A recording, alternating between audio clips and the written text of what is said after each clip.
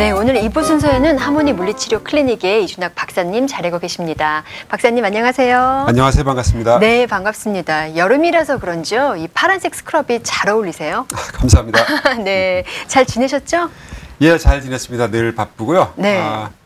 너무나 많은 분들이 저희 하모니 물리치료를 좋아해 주셔서 네. 제가 너무 행복합니다. 아, 예, 감사한 일이네요. 예, 아주 무척 감사드립니다. 네, 우리 몇 시간 전서부터 머리서부터 지금 계속 신체를 밑으로 내려가면서 훑고 있죠. 예. 네, 그래서 오늘은 오십견에 대해서 말씀을 해주신다고 하셨습니다. 예, 맞습니다. 지난번에 목 부분에 이어서 오늘은 어깨 부분인데, 자, 어깨 부분에서 이제 가장 흔하게 네. 통증을 호소하고 불편함을 호소하는데 그 대부분이 이제 오십견이라고 합니다. 네. 오십견이라는 거는 한국에서 50세를 전후해서 생긴다고 해서 오십견이라는 이름이 붙였지만은 미국에서는 좀 다릅니다. 네. 미국은 그 아픈 조직 중심으로 이름이 붙여져요. 조직과 그 병리학적인 중심으로. 그래서 이거를 영어로 adhesive 캡슐라이티스라 그래요. 그래서 우리가 어드히전 그리면은 이게 스티키하게 달라붙는 거잖아요. 네. 그 다음에 캡슐 그러면은 주머니입니다. 주머니. 그래서 이게 딱딱하게 끈끈하게 달라붙는 관절 주머니의 염증 이렇게 네. 이제 영어로 표현하면 되고 그것이 더 적당하다고 봅니다. 그렇군요. 박사님, 이 오십견이라는 이름이 공식 병명인가요?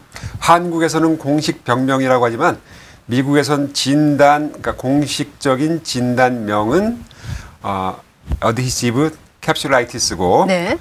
그 다음에 일반적으로 불리는 진단명으로 쓸 수 없는 일반적으로 불리는 다른 이름은 프로즌 숄더라고 합니다. 프로즌 숄더요. 예. 예, 이 어깨가 얼었다 이런 네, 뜻인데요. 딱딱하게 굳었다. 네, 그렇습니다. 오십견이란 이름에서 알려주듯이 정말 50세를 전후로 많이 나타나나요? 예, 맞습니다. 자, 이 오십견이라는 거는 주로 40대 이후에 네. 나타나게 되고요. 그 다음에 오십견이 미국 전체 인구에 비교를 하자면은 전체 인구의 3%가 이 문제를 안고 있습니다. 네. 그 다음에 전체 오십견을 앓고 있는 분들의 70%가 무려 40대에서 60대까지의 여성입니다. 아, 그렇군요. 그렇다면 여성에게만 특별히 나타나는 이유가 있을 것 같아요. 자, 여성은 남성에 비해서 근육, 골격, 조직이 덜 발달합니다. 네. 그래서 약하게 되죠. 그래서 부상을 입을 확률, 그 다음에 나중에 이제 갱년기가 되면은 이제 그 생리가 중단돼요. 네.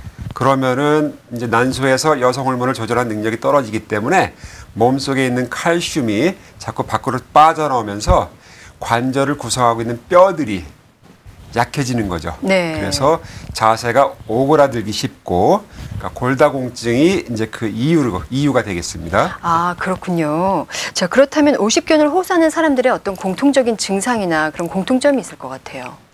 예, 공통점은 주로 이제 목이 이렇게 짧아진 사람들, 얼굴이 앞으로 나온 사람들, 또 네. 어깨가 이렇게 안으로 모아진 사람들. 아, 위로 조금 움츠려들면서 모아진 예, 사람들이요? 맞습니다. 그러면은 관절이 이 가동하는 범위가 짧아지기 때문에 네. 짧아지면서 서로 부딪히거든요. 부딪히면 염증 생기고 염증이 생기면은 나중에 힐링되면서 이제 스카 티슈, 우리가 흉터라고 하죠. 네. 이 흉터는 주변에 있는 조직들을 끌어당기면서 굳어지는 거예요.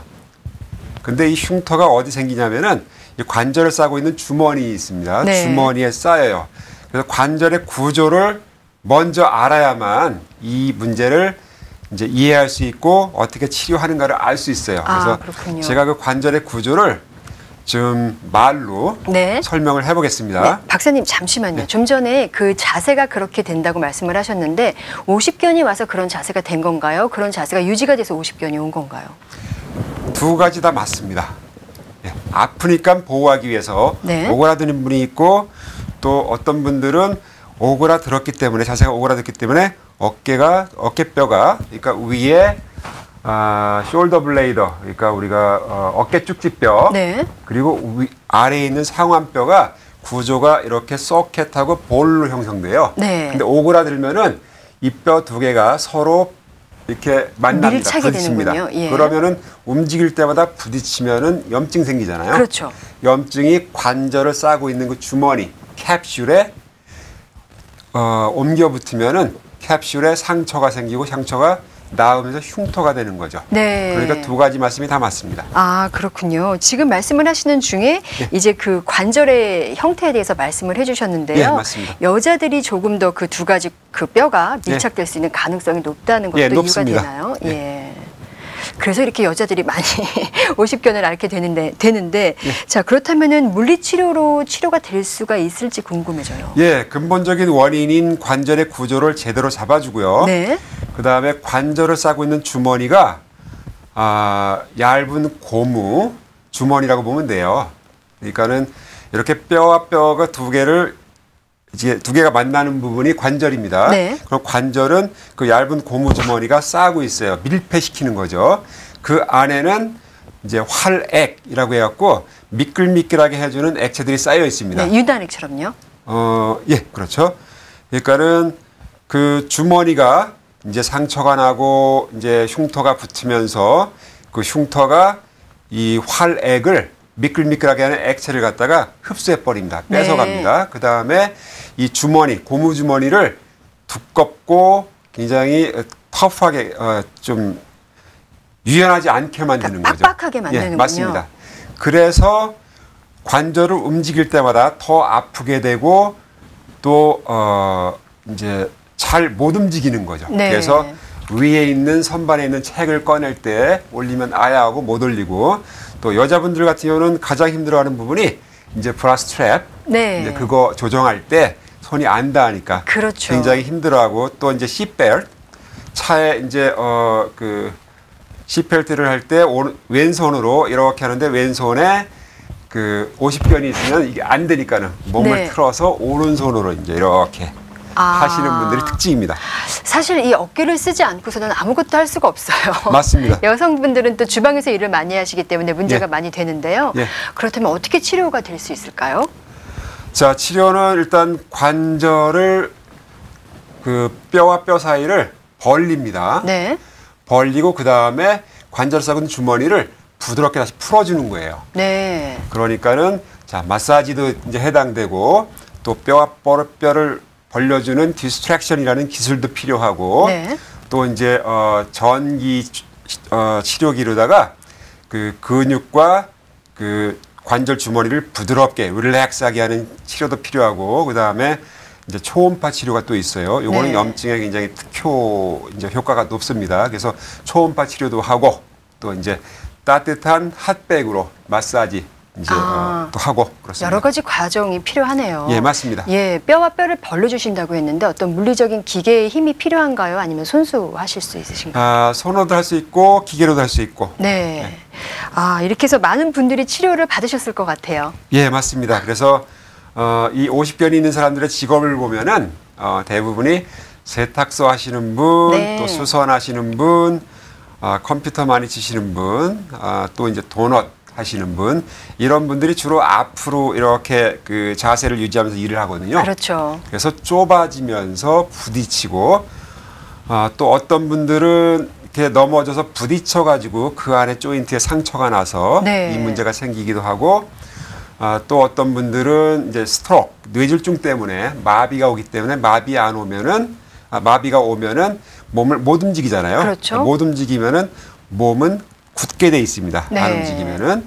그리고 뭐 당뇨가 있는 분들 이렇게 합병증으로 많은 분들이 네, 있습니다. 원인은 참 여러 가지인데요. 50견의 또 치료 사례 중에서 기억에 남는 케이스가 있을 것 같으세요? 예, 그렇습니다. 어제도 이제 치료를 했고 아주 많은 분들이 이제 그 50견 때문에 오는데 어제 오신 분의 경우는 40대 젊은 주부님이에요. 네. 근데 이제 어떤 일 때문에 넘어져서 어깨를 부딪혔어요. 네. 그래서 그게 3개월 전인데 그동안 고생하다가 이제 오셨어요. 낫겠지 하다가. 그래서 제가 검사를 해봤더니 50견이 맞더라고요. 네.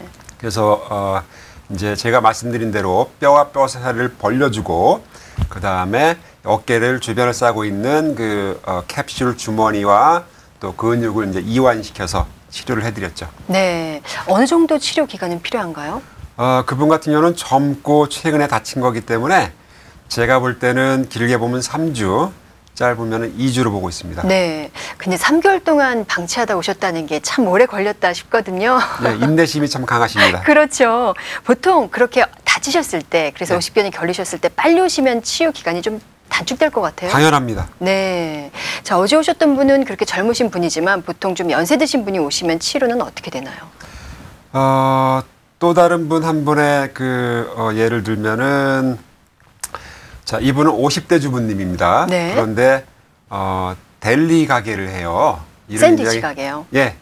일을 굉장히 많이 하시는데 그러다 보니까는 어깨가 아픈 지가 꽤 오래됐어요. 네. 그래서 이분은 치료를 지금 3주, 4주째 하고 있는데 이제 더딥니다. 네. 그래서 이런 분들은 조금 더 오랫동안 치료를 해야 그 원 위치로 돌아갈 수 있습니다. 네.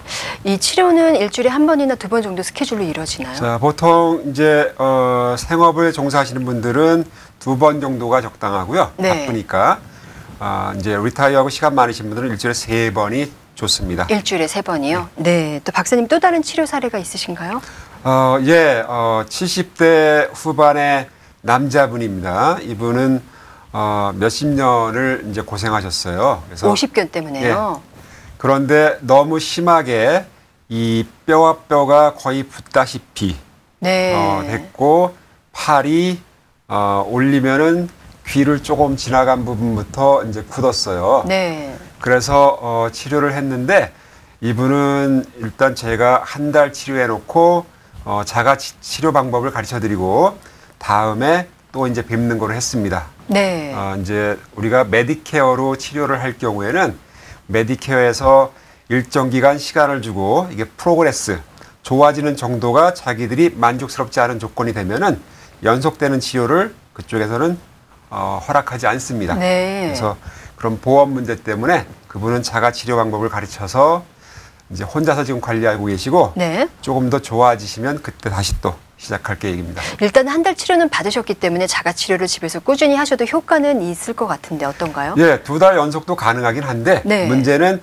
이제 우리가 그 눈에 띄는 현저한 프로그레스를 만들어냈느냐 못 만들어냈느냐에 따라서 치료가 중단되거나 계속되거나 그렇게 결정되는 겁니다. 아, 그렇습니다. 자, 지금 이 방송을 들으시는 분들은 아직 젊으신 분들 50견이 조금 겁날 것 같은데 예방할 수도 있나요? 예, 그렇습니다. 제가 여기 나올 때마다 누누이 강조하는 게 있는데 바로 자세입니다. 네. 자, 등을 곧게 피시고 예, 목에 약간 힘을 줘가지고 고개도 곧게 피시고 어깨는 넓게 벌리시고 이런 자세를 유지하면은 50견에 걸릴 확률이 거의 없습니다. 아, 그렇게나 예. 확률적으로 효과가 맞습니다. 있군요. 자, 그렇다면 혹시라도 내가 50견인지 진단을 할 수도 있을 것 같은데 맞습니다. 스스로 자가 진단은 어떻게 할까요? 예, 50견이라는 거는 팔을 위로 올렸을 때 또는 뒤로 돌렸을 때 네. 오는 통증과 장애입니다. 그러니까 어깨 관절이 가동하는 범위가 좁아졌고 이제 아픈 거거든요. 네. 그러면은 이거를 어떻게 다른 문제랑 구분해서 이거를 진단할 수 있느냐는 거는 자, 제가 지금 시범을 보일게요, 한번. 어깨를 90도로 이렇게 올립니다. 그러니까 팔을 90도로 올려야죠. 그래서 이 팔꿈치를 또 90도로 안으로 꺾습니다. 이렇게. 네. 그럼 손바닥이 바닥을 향합니다. 그렇죠. 이 상태에서 이제 손바닥이 앞을 보도록 뒤로 쭉 돌려서 90도가 되면 정상입니다. 네. 그 다음에 이게 이제 어깨를 바깥쪽으로 회전시킨다 그래서 엑스터널 로테이션 또는 이제 외전 이렇게 얘기합니다. 그래서 외전은 90도면은 정상. 그 다음에 이 손바닥이 다시 이 위치에서 밑으로 또 90도를 지금은 지금 김지연 아나운서는 정상입니다. 네. 지극히. 그래서 이렇게 되면 정상이고 그 다음에 팔을 이제 옆으로 내려서 귀까지 쭉 옆으로 해서 올릴 때 귀까지 올라가면 180도 네. 정상입니다. 네. 그래서 요 세 가지 동작을 가지고 진단을 하는데 자 아까 외전 네. 외전의 장애가 제한이 가장 크고 그 다음 두 번째로 팔을 밑에서 옆에서 올릴 때 두 번째로 장애가 크고 네. 그 다음에 세 번째로 손바닥을 이 상태에서 내전시키는 동작, 손바닥을 밑으로 내리는 동작이 각각 장애가 있는데 그 정도가 일단 외전이 가장 크고 그 다음에 에이피덕션을 해서 옆으로 해서 올리는 게 두 번째로 장애가 있고 그다음에 네. 마지막으로 내전, 내전이요? 인터널 로테이션이 가장 적게 장애가 있을 때 그때 이제 프로전 숄더 네. 50견 이렇게 진단을 내립니다. 자, 외전이라고 하면은 일단은 여러분 그 맹세할 때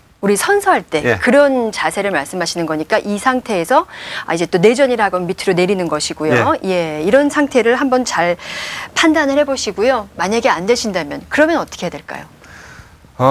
그러면은 이제 혼자서 자가 치료를 좀 해보셔야 돼요. 네. 자, 어깨 조인트를 벌리는 방법은 여러 가지가 있습니다. 아주 쉬워요. 가능하면은 손을 위로 해서 예를 들면은 여기 앞에 테이블이 있습니다. 이 테이블을 손바닥이 위로 가게 해서 이 손바닥을 잡고 몸은 뒤로 쭉 눕는 거예요. 네. 그러면은 어깨뼈가 그죠?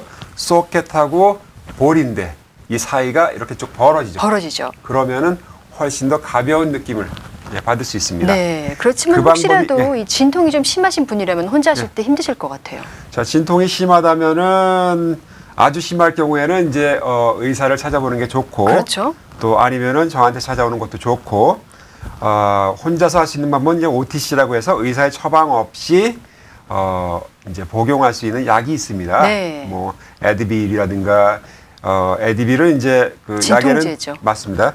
약에는 두 가지 이름인데 지네릭 네임하고 이제 브랜드 네임이 있어요. 그래서 에드빌은 브랜드 네임이고 지네릭 네임은 이제 그 아이부프로펜이라고 그러니까 아이부프로펜 성분이 들어간 에드빌을 드시면은 좋습니다. 뭐 네. 타이레놀도 좋고요. 어떤 약은 좋지만은 이제 주로 근골격계 통증은 에드빌이 좋다고 합니다. 네. 자, 이렇게 해서 50견을 자가 진단하는 방법과 예방 치료까지 말씀을 해주셨는데요. 끝으로 우리 청취자분들에게 한 말씀 해주신다면요.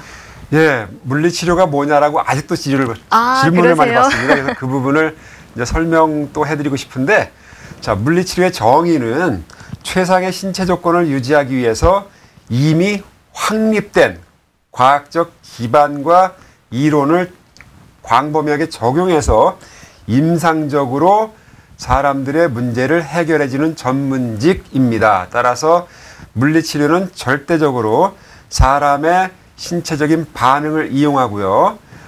신체적인 생리적인 반응을 줘서 자극을 줘서 그다음에 그 반응을 이용하는 치료 방법입니다. 네. 따라서 어떤 영역이든지 물리치료가 적용이 거의 대부분 됩니다. 자, 이렇게 해서 오늘은 또 50견과 물리치료의 개념까지 다시 정리를 해주셨습니다. 박사님 오늘도 좋은 정보 감사드리고요. 다음 시간에도 기대해 보겠습니다. 예, 감사합니다. 네, 감사합니다. 지금까지 하모니 물리치료 클리닉의 이준학 박사님이셨습니다.